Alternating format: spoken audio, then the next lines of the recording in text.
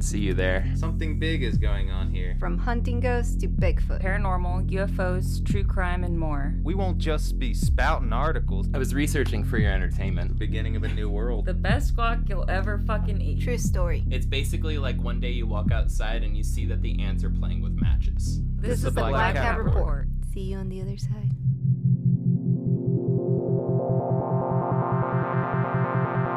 Cold as ice, Richard Ramirez was the man of the night, the one with Satan.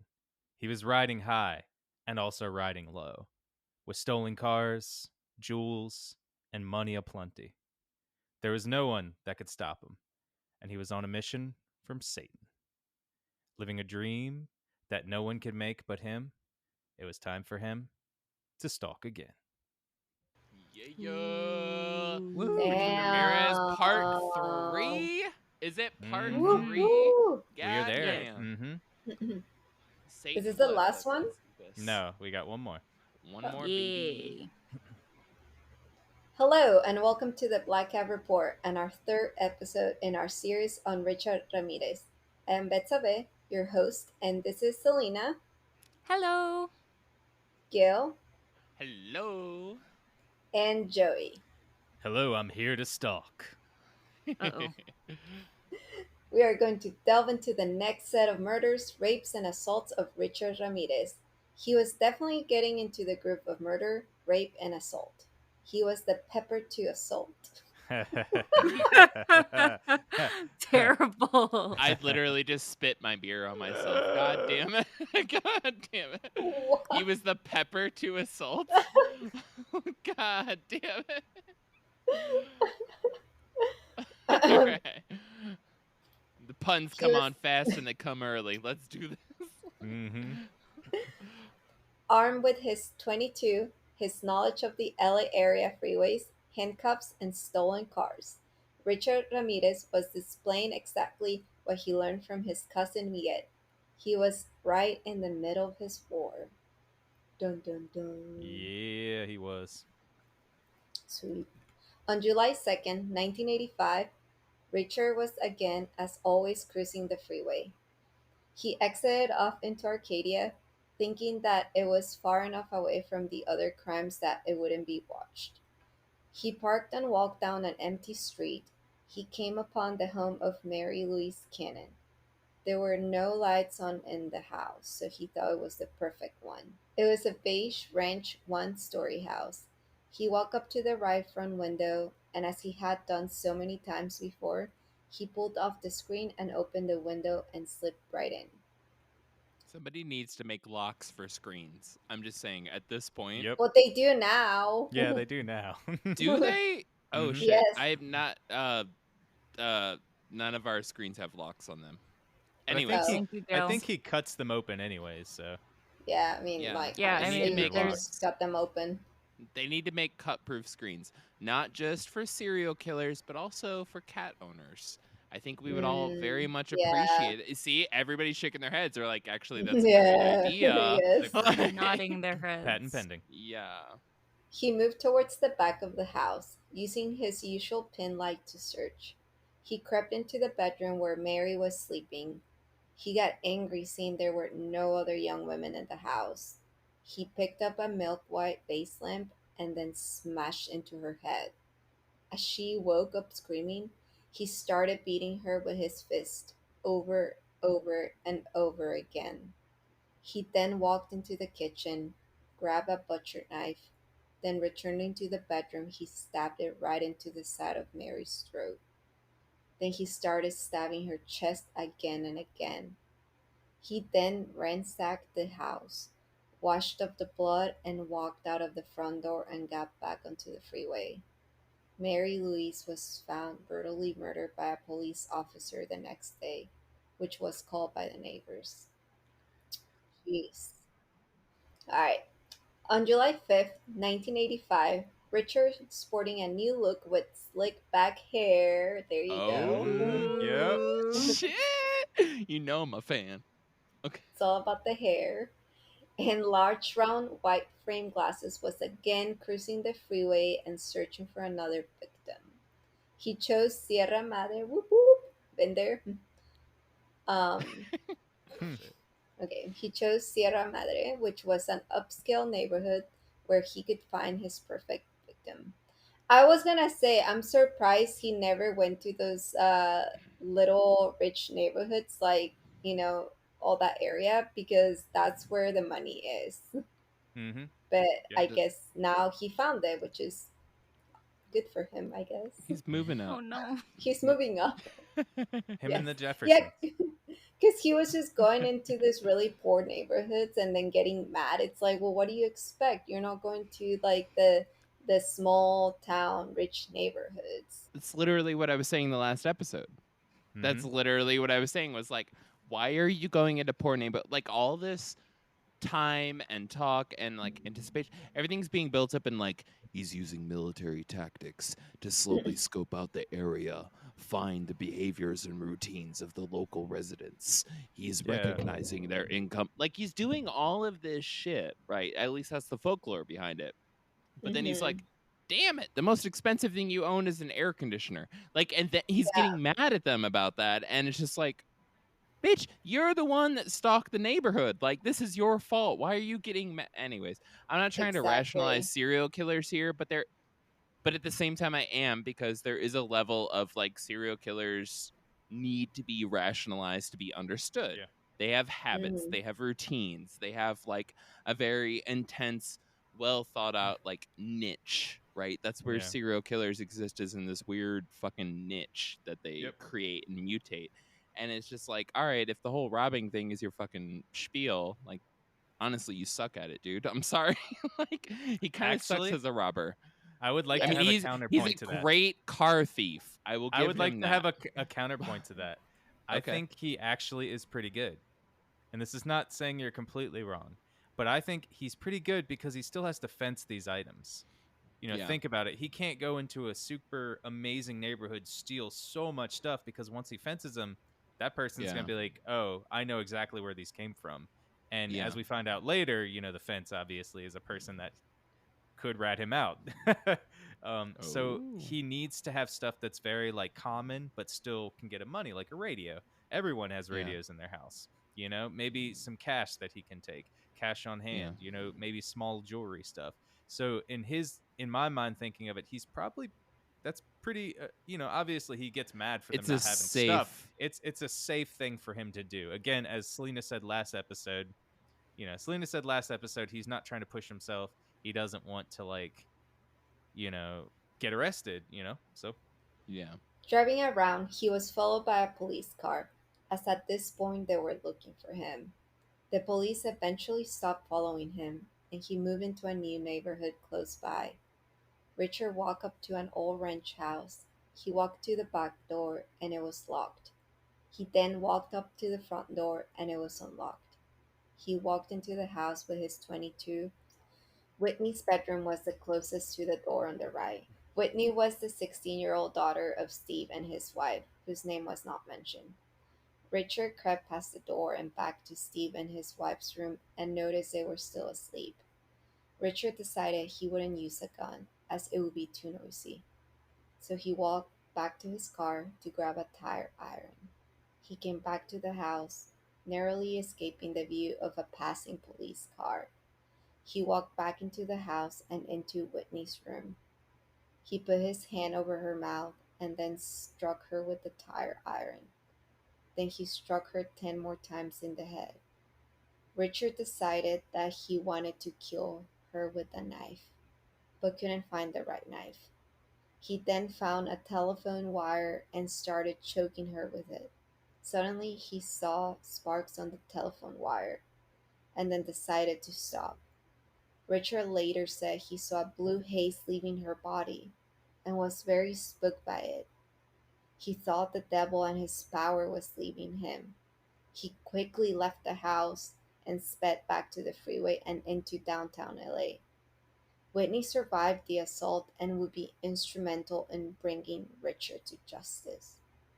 yep.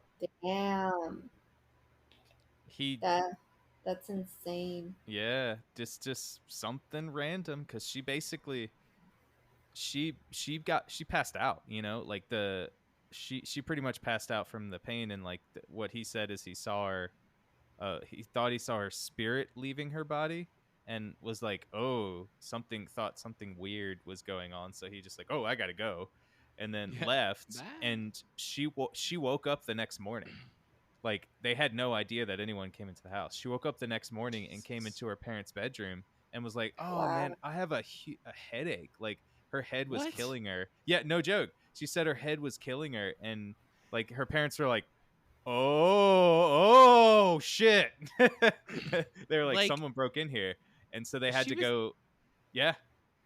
Well, she got hit in the head a ton of times with a tire iron. Mm-hmm. They Could you- said like half of her face was like almost like not melted, but like beaten in, obviously. How, I mean, honestly, how is she still alive after that? Like, that's a lot of, like, hitting, you know? You said that she got hit like 10 times in the head with a tire. Like, did she get How hit did so she many? survive? Did she get hit like so many times that she forgot she got beat the fuck up by a Yeah, tire iron and did. some dude in the room in the middle of the night? She did, and I think eventually they found out, like, because I think she had to go through some kind of regression or something to Holy figure out who fuck. it was. Some Betty because Andreessen shit. Yeah, Yeah. to figure out, because like she pretty much didn't know that somebody came in the house, and obviously her Damn. parents were like, when they saw her, they were like, somebody came into the house and tried to beat you. You know, like they. Yeah, like, I mean, girl, Oh, you're fucked up. succeeded. Yeah. Yeah. They didn't try. They actually just beat the shit out of her. Yeah. I am But she fascinated. survived though, you know, which is That's I am- amazing. insane that she Yeah. survived.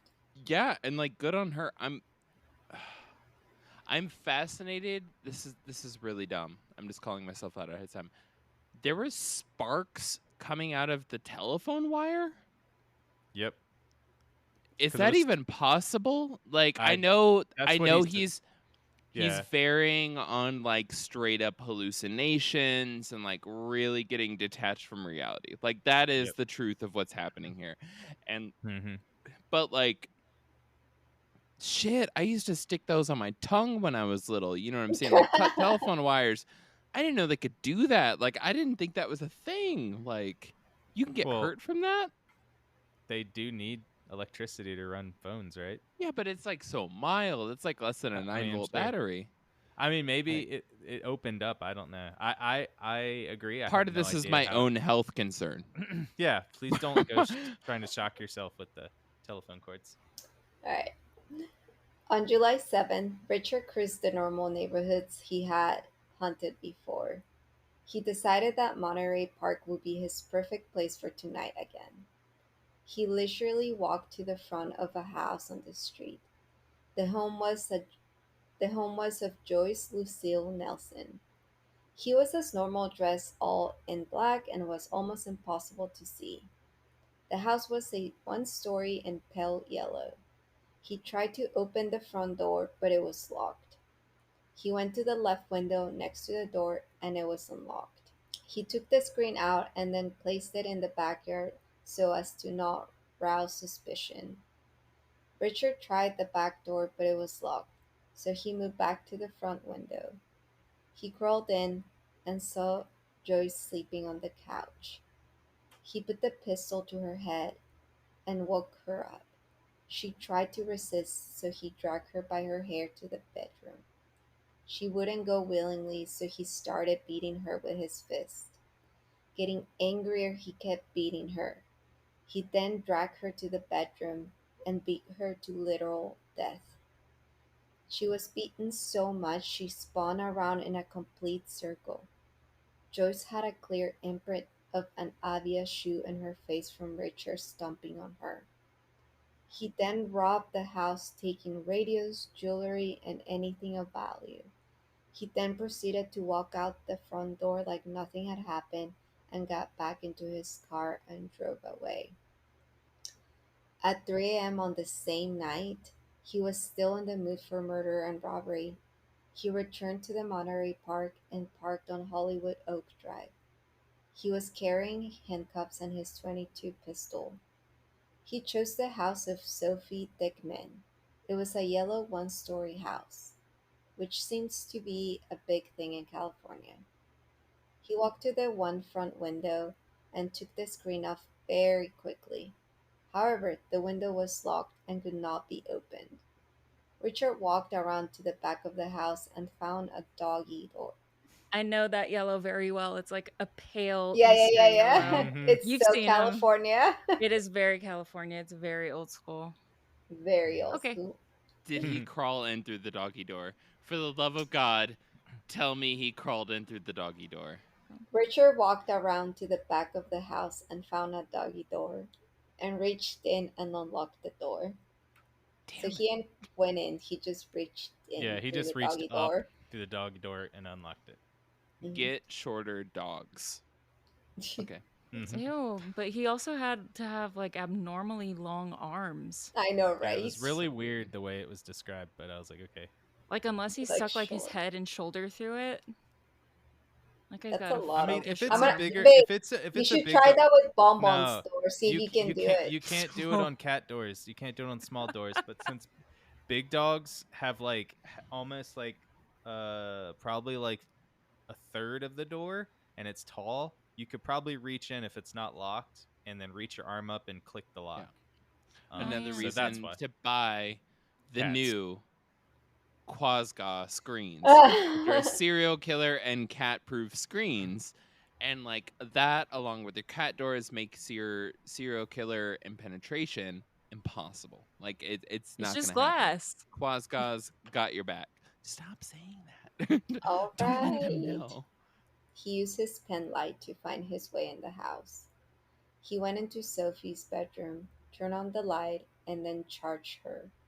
He covered her mouth and told her to shut up or he would kill her. Richard put the handcuffs on her and a pillowcase on her head. He put her in the bathroom while he was robbing the house. He took all he could. He took all he could, then handcuffed her to the bed.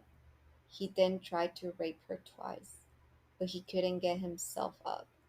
So he told her if she said anything to anyone, he would return to kill her. He then left the house with all her valuables and returned to the freeways. Damn. Monster. All in one night. Those two things. How does he have so much energy too? Right? And he's not doing cocaine anymore. Yeah. 5-hour energy. This episode is brought to you by 5-hour Like- energy. Wouldn't It's he the be like power of sleeping Satan. during the day and like staying up all Hmm. night? Yeah, that would make more Mhm. sense. Yeah, yeah, yeah. I mean, and then like, you know how you guys were wondering like, okay, so he's doing all this. Um like like does he have any hobbies? Like is this all he does? Like Those are Mycology, his like he's really hobbies. into finding like chicken hens, like like in the woods, and Mhm. like he's really into oyster mushrooms this year, which like at the time super hot and trendy. Like it was like 3 people that were like really into it, and he was just like, I'm just saying, I think like reishi, it's good for you. I know that's controversial, but like I'm just saying, I think we need to start considering adaptogens. They balance the body, which is really important when you're recovering from cocaine addiction. Yeah. Like he was super into it at the time. It was like reishi. I'm pretty sure Richard Ramirez invented mud coffee. Just gonna Yes. say Mm. that. He This I- episode I is mean, brought to you 'cause by he's Mud Coffee. because he's obviously making all this money now because he's like stealing all this stuff. So it's like, okay, don't you want to enjoy the seeds of your Yeah. labor? You know, like yeah. what are you doing? Like you're not going to beach clubs or just traveling? You know, like why isn't he Or getting traveling? Like, teeth. or fixing honestly, your teeth? Yeah, he is traveling. He's a freeway traveler. That's what he does all night. He loves the out of the night. country. I mean, Well, You I don't mean, need they good would, teeth if people only see you at night. true. that's why he likes the night. Yeah. Well, talking about the in between, by this time he was dubbed by the news media as the Night Stalker, so he is starting to get famous. So he's probably, I guess, that means that he is trying to stay out of the the daylight time because people will start recognizing him, so he's probably just not trying to go out and talk to people. Hmm. He did not think they would connect all the crimes, but decided he needed to be much more careful instead of leaving as any other serial killer would when they are being chased by cops. He decided to stay in the LA area, so no travel plans for him. Even with all the people looking for him, he strolled into a downtown knife store and bought a huge machete because that makes sense. Hmm. Then he just got back on the freeways and headed on to Glendale, I guess the poor area. Glenn, Um, Gil, this is what he does in his hobbies. This is his yeah, hobby. Yeah, this like is he just his hobby. prepares for the murders. Like that's what he thinks That's a about. lifestyle. Hmm. Glendale was poor. I mean, I guess when I was there, it was poor, but maybe back in the 80s it wasn't. But now it I is don't like know. a When I poor went area. to school in Eagle Rock, that was where a lot of like richer people lived. I don't know. It changed. This seemed like the place he could finally find what he craved. He got out of the car and walked to the front of the house of Max and Leland. Oh, pronounced Nadine, thank you. He got out of the car and walked to the front of the house of Max and Leela Nadine. The front door was locked, as were the two windows. So he went around to the back of the house and also found the windows were locked. Max and Leela had locked all doors and windows because they were following the news stories and didn't want to give any invitation for someone to easily break in.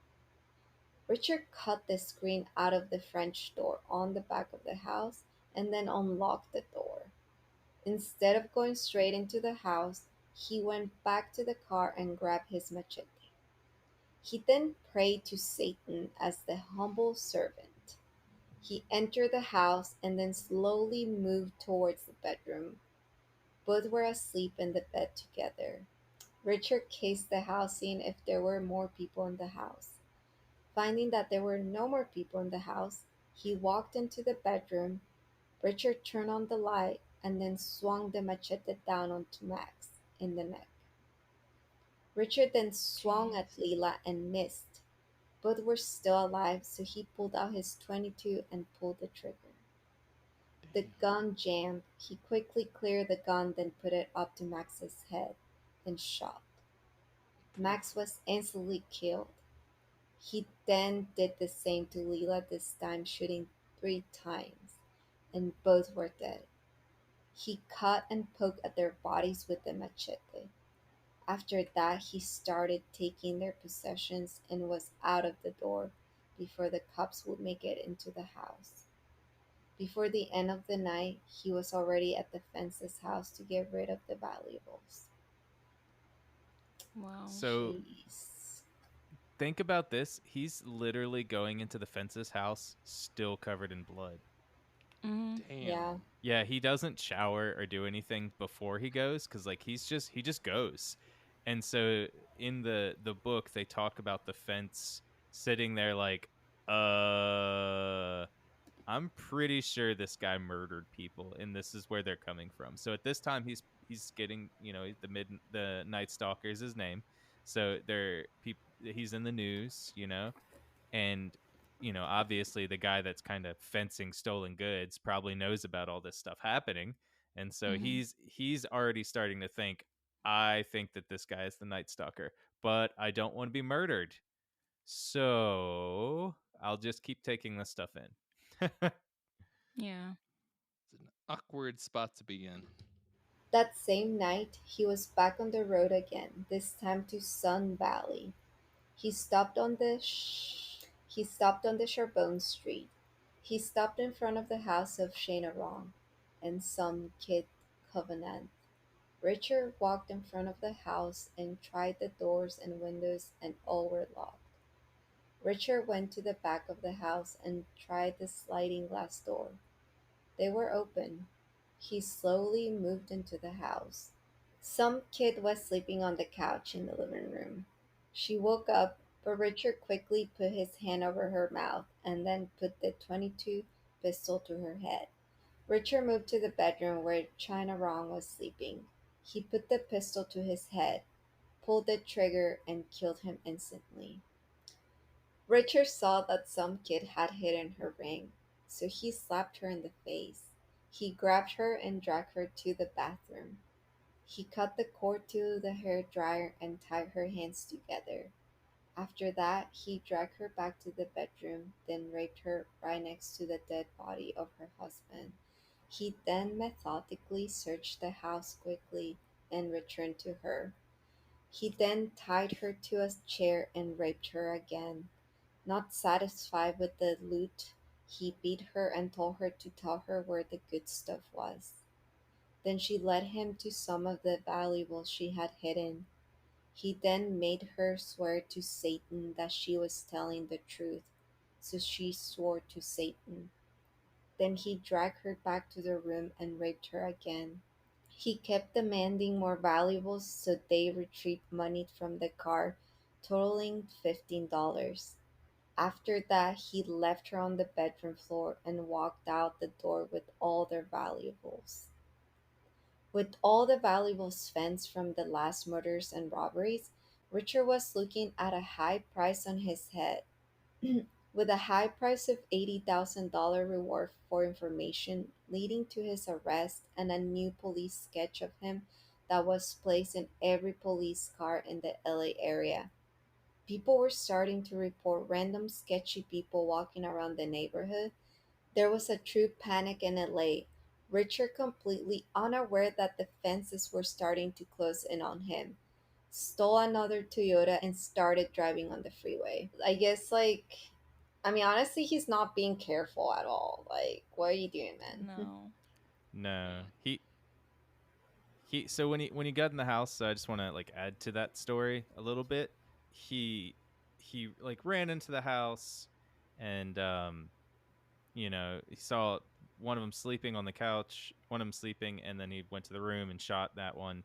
And so basically, he just kept like hitting her over and over again. When he got into the house, he put his hand over her mouth when he first got there and said, "If you make a sound, I'll kill you."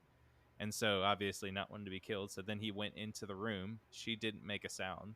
Went into the room, shot the husband, came back out, and then started raping her again and demanding everything. So if you ever notice, and like it's such a theme for him, is he literally just continuously and continuously and continuously over and over again keeps asking for more valuables, Yeah. And even when they don't have more, he's like, no, find more, and like they went out to the car and he got like $15.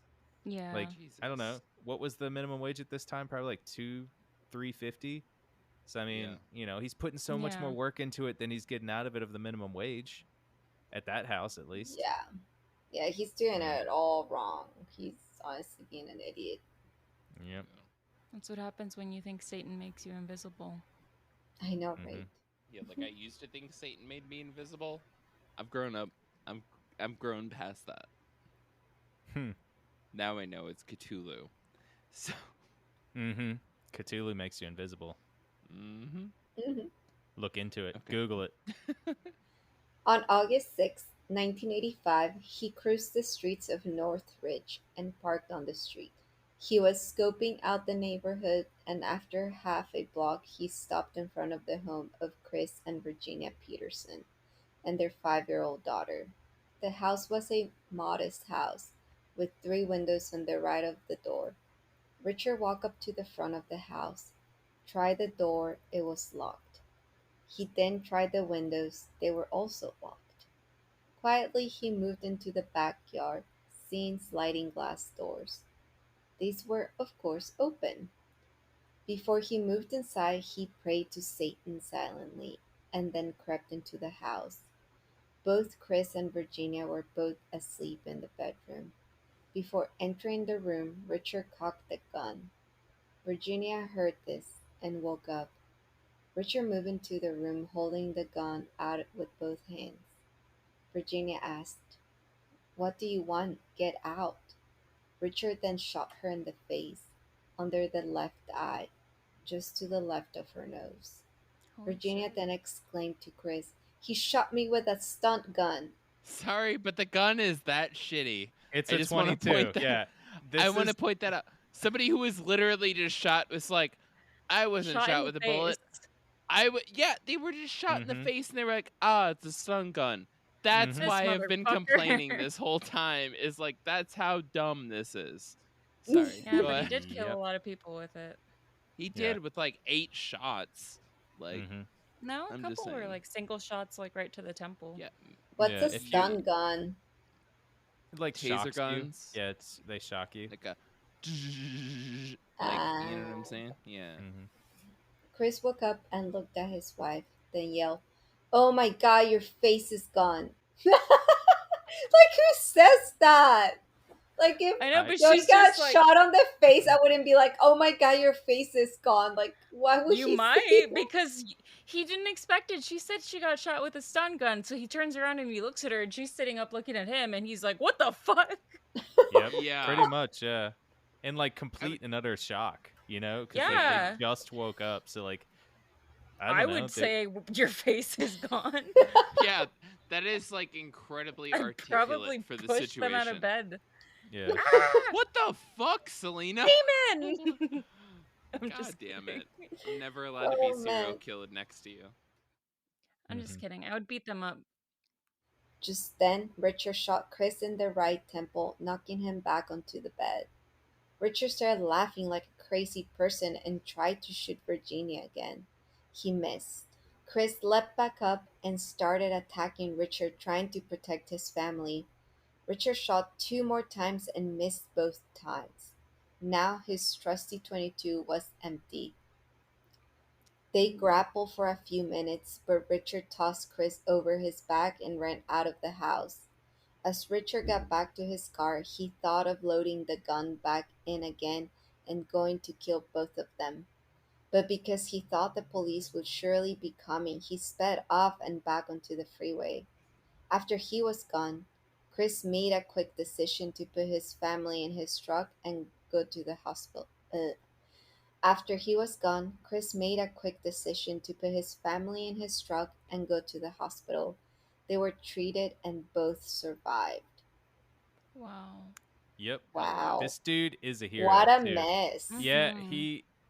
this dude, they described him as like, I mean, he was like a kind of a football playerish kind of body type.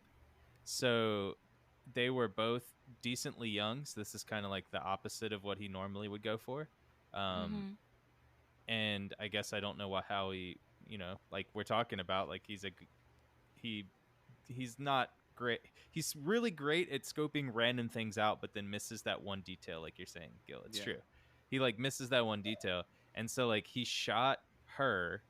It went through her roof of her mouth and down her throat, and then out the back of her neck. Jesus. So like it Oh my missed God. her brain completely. Fucking hell, dude. So she was like is so lucky, and then she shot him Yeah. in the he shot the husband in the temple, Yeah. and but it bounced off his skull because It's a goddamn 22. it's a 22, and the ammunition was old, and the gunpowder had lost most of its potency because he bought it so long ago and never replaced that stuff. He just thought, Yeah. oh, I bought it and I can just use it. So he's been Yeah. using the same stuff for so long that it's starting to lose its potency, and so he's like, damn, I can't kill anybody anymore.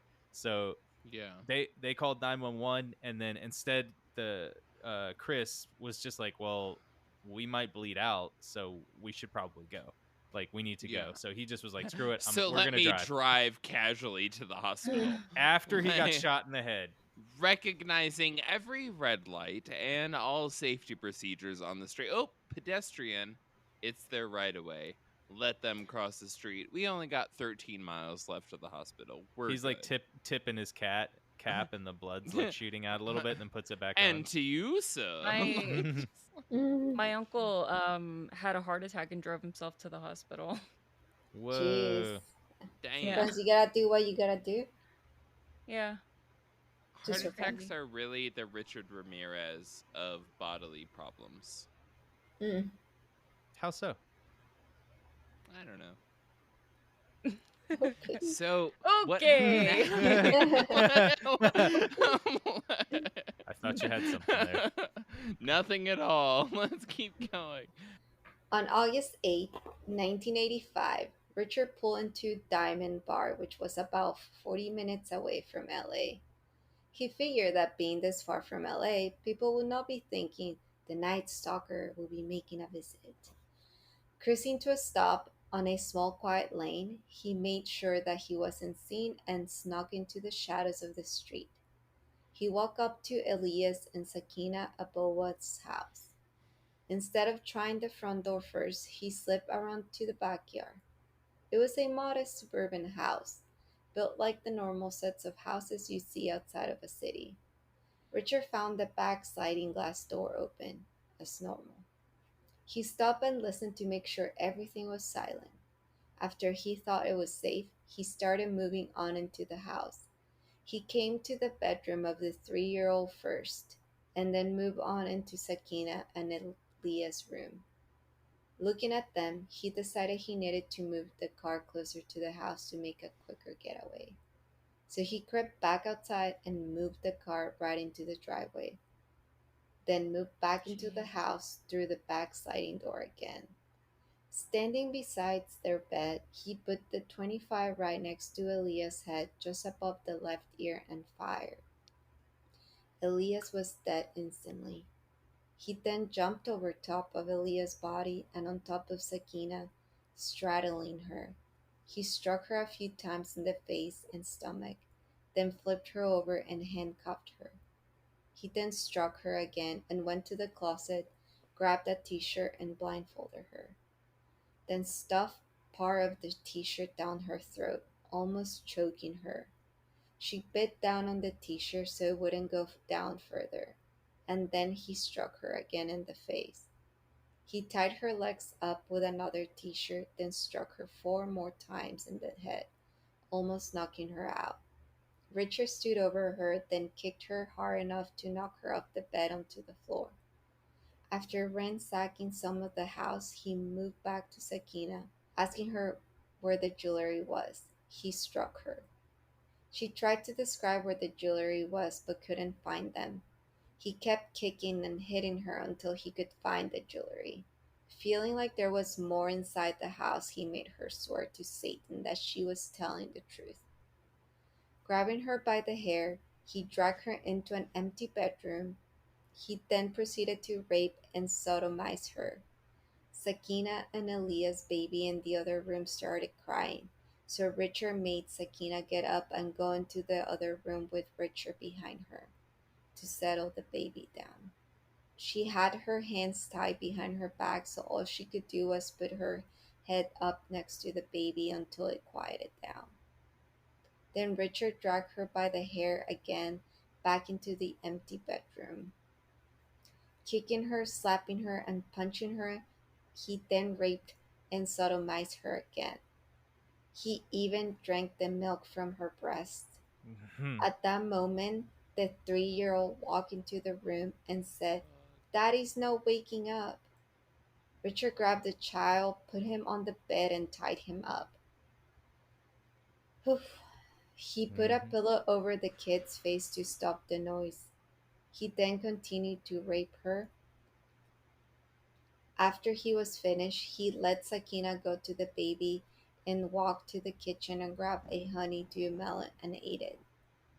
Returning to the room, he continually demanded Sakina to give him more valuables and money. Sakina kept repeating that he had taken all of it. At this time, Sakina still thought that Elias was still alive. As Richard said, "I only knocked him out." Richard took her out to the garage to search the car trunk. There was nothing more of value, so he dragged her back inside and raped her again in the room where Elias lay dead. After he finished, she implored him not to kill Elias. Richard replied, "He's all right, I just punched him." And for the first time, Richard had a pang of guilt, but it was short-lived. Grabbing all of their valuables, he walked out of the front door and hopped into the car and drove away. This one's heavy. He did a Yeah. lot in this one. So while he was actually like going through the house looking for stuff, at the beginning, like he was kicking stuff trying to find the valuables. She kept saying like it's in the suitcase, and he's like he looked through the suitcase and be like it's not in here, and then punch her. And then she was like, no, it's literally in the suitcase, you're just not looking in the right place. I mean, obviously she was like terrified at this point because and then like bleeding. And so he was just beating her, and then finally he found the stuff that was in the suitcase. And then he kept obviously like his what he does, he just keeps asking like is there more, there's got to be more here, there's got to be more here. And then gets from taking command of people like we talked about in the last episode, he gets sexually charged. And then he starts raping people because he feels like he's in control. And Yeah. usually that's how the people live, though, is that he does Mhm. that. So while he was tossing the house, going back to it, while he was tossing the house and looking for everything, he got a really funny feeling. And so he walked to the window of the house, looked out the front door. And so, he parked in the driveway right on this one. So this is like he's getting stupider, the more he does it. Yeah. He looks out the window and sees a police car driving down the street. So he thinks they probably heard the gunshots and are like looking. So he's just sitting there watching. He's just watching, drives down the block, all the way back up the block, and leaves. And he just then he waits for 5 minutes and is like, all right, time to go back to what I was doing. And he just he becomes more brazen. Like he's just getting more brazen, obviously. And Yeah, parking that's, in their driveway is pretty like Yeah. yeah, it's pretty bold. Yeah, and he thought he parked in the driveway because he was thinking that would seem less suspicious than if he parked on the street. Yeah. He had like that, what is it, the opposite. He was thinking the opposite of what probably was actually true. Mhm. So he just it was I mean, they're all pretty rough, but I think that one's a pretty rough one. Some of these stories are described in a little more detail than the other ones. Some of them are he ran in, ran out, and stuff like that. So like this one was a very like poignant one. Mhm. Yeah. Richard, feeling like he was getting close to being caught, stayed away from the downtown area for a while. He was ready for more. Richard stole a 1976 orange Toyota station wagon. He drove to Mission Viejo, which was about 76 miles south of LA. Pulling into the town at around 2 a.m., he drove down the street with his lights off. He then parked and jumped out of the car, carrying only his .25 automatic. He kept to the shadows at a leisurely pace.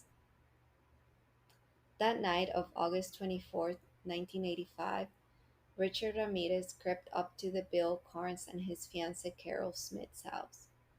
The house was a beige, one-story house with two large bay windows in the front. Richard walked up to the front of the house and tried the front door and the front windows, but they were all locked. Moving quietly, he crept around to the back of the house and removed a screen from a window. Slipping into the window, he stopped and got used to the darkness. Richard turned on his pen light and moved around the house. Getting closer to the bedroom, he cocked the .25. Bill and Carol were both asleep in bed, but hearing the cock of the gun, Bill woke up. Seeing the flashlight, he jumped out of the bed.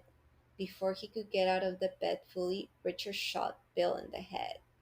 He then moved closer and shot Bill 2 more times in the head. Seeing the sheets move, he pulled them back and saw Carol hiding underneath the blanket. Like this was a movie, and Richard was delivering a corny line as the villain. Richard said, "Do you know who I am? I'm the Night Stalker." Okay, bud. Dude. Get out of here. He's getting into the persona. He's Yeah. He's so dumb. Like Like, just dumb. what the fuck? Oh, hi guys, I'm the Night Stalker. Jeez. At least Yeah. Slivko felt bad about what he was doing. Like this dude Yeah, he is has just like no method feeling. acting into the fucking role. Whoa. Yeah, Guilt. yeah. I believe in the last one, he felt a ping of guilt. That's Just true. a ping. ping. Just a Just a ping of guilt. Just a small tiny bit. Ping, a small pinge. And then he Like, asked himself, "Do you Pinch? know who I am? I'm the Night Stalker." That's right. I'm And he's, the talking Night in the Stalker. mirror. He's talking in the mirror. I do believe he practices this in the mirror while he's like before he goes Yeah, in. That's yeah, what he yeah, does. yeah. You know, In the that's what he 1 does. hour he's awake during daylight, Pretty sure, Yes. like, that he delivers when he his got- rent check.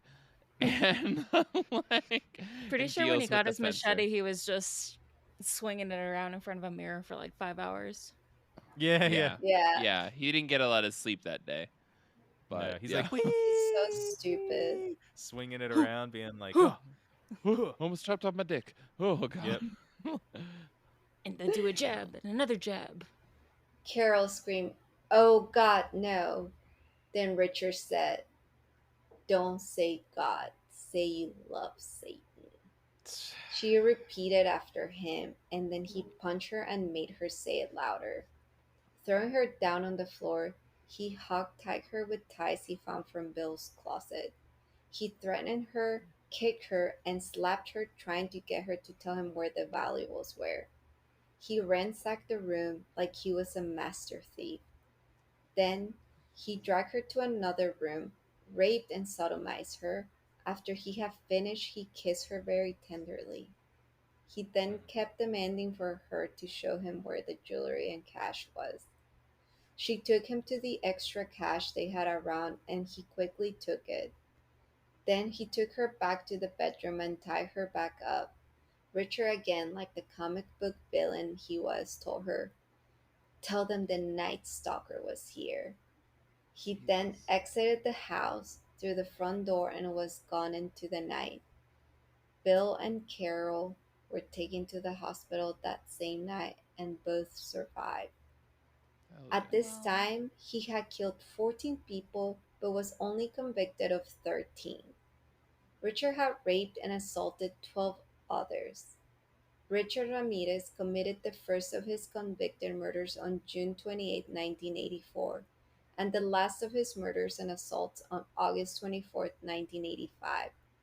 In the span of a year and about a month, he committed all of these atrocious crimes.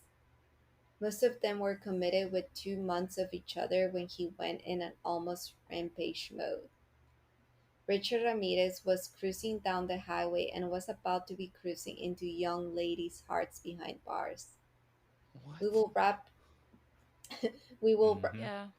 we will wrap up our 4-part series on Richard Ramirez next week with the hunt and the capture of Richard Ramirez, the Night Stalker. Tell them I was here. Woo! God. Yeah. Wait, I shouldn't Yeah. applaud. I shouldn't applaud right now. No. What I was did- applauding. what did- I was applauding the writing. Yes, yes. He's I was so applauding the writing. douchey. Yeah, He's he's like- a d-bag. You remember in the first murder? You know, like No. let's look at the evolution of it was a long time ago, right? Devolution. The evolution years of ago. Richard Ramirez. He was shooting up his water and cocaine mixture. Super Good nervous, times. you know, like yeah, good. Yeah. Those were the early days, you know, the young Yeah. days of his murders. Super nervous, like barely opening the windows, you know. Oh, like, yeah. Oh, like this young, you know, up and comer serial killer. And at the end Yeah. of this, he's going into a house going like, "I'm the Night Stalker," you know. He like Yeah. comes in with sunglasses, smoking a cigarette, puts it out on Yeah. the floor. He's like, "Hey, know who I am? Huh. Yeah, Night That's me. Stalker." yeah. He's like he Nice, became. okay. he be- Yeah. I want to say like as a serial killer, like he became like they do. He became the like caricature of himself, Yeah. you know, Mm-hmm. and like kind of just leaned into it, even though he was like stupid, you know, like his stupid. Like honestly, I just think he's so dumb. Like obviously, he's so dumb, and like even to do this to people is terrible and awful. But he's just freaking dumb. Like he's Yeah. like Yeah. parking in houses. He's getting brazen with everything he's doing. He's just like whatever. Oh, cool. Now I'll let everybody know that this is that I'm a serial killer. You know, instead Yeah, of it's like all in connected. the beginning. Yeah, in the beginning Yeah. he was like, crap. I need to change my I need to change how I do things because I don't Yeah. want people to like connect me to these crimes. And at the end, I guess he just is like, whatever. Yeah, there's Yeah, like I wonder blue where he's getting. auras. Mm-hmm. Sorry. I wonder where he's getting this ego from. Like, The he's all media. confident and oh, the media. That's right. 100%. He's seeing himself. He's seeing these stories in the newspaper. He's That's seeing right. the like the detectives that are following the cases. So he's like, oh, he did see that the one detective, I think, the one detective from the last serial killer, is following his case, and he found that out, and so he was like, oh, like me, Yeah, yeah, me, yeah. Yeah. Yeah, and he moi. also heard about like what a grip he had on like Los Angeles and like Mhm. everywhere else that he's been. And Mhm. He's getting all the attention. that just makes him feel powerful. He's like, everybody's afraid of me. I can do Yep. whatever I Yeah. want. And as Like we Yeah. know, the Yeah. cops don't find me. Like they always Mhm. end up driving away. yeah, look Which, how crazy in all that fairness, is. was true at the time. No, Yeah. he literally would just look at them. Goodbye. And like the other story we told, like a cop Mhm. pulled him over, and You're not that guy that's out you're killing not that people, guy, are right? you? And he's like, nah, that's When are you gonna not me. catch that guy anyway? That's what Yeah, he yeah. told him. That's so smooth. Yeah. Yeah. It's like, I mean, honestly, like those days were his like smooth days, you know? His Yeah, then smooth. he like gets out of the car, draws a pentagram on it, and is like, hee hee hee, it runs away. Yeah, and then left. Yeah, And the cop's yeah, like, like huh. he just like the cop was like, huh. I guess I should go after him. I think he like followed him for a little bit, but then like he jumped the fence. Like literally, he like jumped Damn one it. fence. You know and we the Guy's cop can't like, was jump like, oh, fences. well, jeez. I guess he's gone. Fuck, he's good. I'll never find him again. Yeah. Hope he doesn't And kill the anyone. yeah, I hope he wasn't that killer. And so that also the car that was in that story, which we can talk about later, that car was impounded in an impound lot, and nobody knew about that car. The detectives weren't told about it. The police didn't kind of Jesus. circulate it because also at that time they still weren't circulating information of, Yeah. of people. So like the detectives that are looking into this found that out afterwards, and that's how they found out that he went to that dentist office. Yeah. Remember, because they found in the car. Mm-hmm. They were under the belief at the time that serial killers only operated within very specific, civically designated neighborhoods. Yep. And there was no possible way crimes could spread outside of a civically designated border. Nope. It's impossible. It's impossible. How Yep. could that even happen? Yep. So it's like if they're not in Glendale, boom. If they're not in Eagle Rock, boom. Like it's impossible. Yeah. Yeah. Well, to be fair, they didn't have computers. You know? So like it wasn't, you couldn't like input that into a database. You know, you couldn't just input it in a database and then like they're like, oh, murders with avius shoes, you know, and then like Yeah. database would come up with like, oh, all these people died, or like he had footprints at these places with But- avius shoes on, and there's like only a certain amount of people in LA that have avius shoes. So But honestly, that like to me that gives less of an excuse because that means at the time they were actually like sitting over coffee and talking. You know what I'm saying? Like Yeah. it was like more casual because like the back end of a computer, spoiler alert, is basically a fucking spreadsheet. Like when you really get down to databases and shit, it's a massive spreadsheet. Yeah. And like so yeah, they weren't entering in this information that was based off of all these obscure questions and stuff at the time, these new trending ideas. But they were having casual conversations at a diner that happens to be like in between both neighborhoods. Yeah. And like it kind of gives less credit because like the borders were less defined because shit wasn't perfectly outlined in a formula in a form that they filled out on their report at the end of the day. So I don't know. I give them less They credit. had floppy disks. True. They did did floppy have them disks. floppies. And Was that how Dennis Rader was caught? Dennis Rader. Yeah, the Yeah. idiot. Yeah. He was What like, is- he literally asked them like, "Can if I were to send you guys a floppy disk, would you guys catch me?" They're like, "No, you Yeah. goof. Then they Send traced it to over." They traced it to the And then church he's he like, did it in. "Okay." Yeah, he's like, okay. Yeah. You guys would That's tell me, right? hilarious. Because you're All the police. You have to serial tell me the killers- truth. All the serial killers just literally have like daddy issues because they didn't get enough attention when they were kids. Truth. Yeah, because Truth. that's all they want. They just want attention. They're feeding from all the attention they're getting from the media, and the more attention they get, the more. Like, remember that? I don't know. Did you guys watch Catch Me If You Can? No. Mm-mm. Damn. Well, what about you, Joey? Yeah. Well, do you remember this scene where he starts calling the cop? Yeah, The to like guy. to be like chase me, you know. Yeah, because Mhm. like obviously Chase he me. has no friends too. All serial killers have no friends basically. So he calls this guy who is played by Tom Hanks, and then he's calling him for, I think it was Christmas or something, and he's just kind of like messing with him, and Mhm. he's like, "You're calling me because you don't have anyone else to call," and then that like hits him, right in Yeah. the feels, Mhm. because he's lonely, and like that's why they love the attention, because they're lonely and no one really cares about them besides the media and the cops. Thank you for listening to the Black Cat Report in our third episode of a 4-part series on Richard Ramirez, the Night Stalker. Tune in next week when we cap off the series. Please like, review, and follow us wherever you get your podcasts, as well as on Instagram. There you can get all the newest updates coming from The Report. And remember, we'll see you on the other side.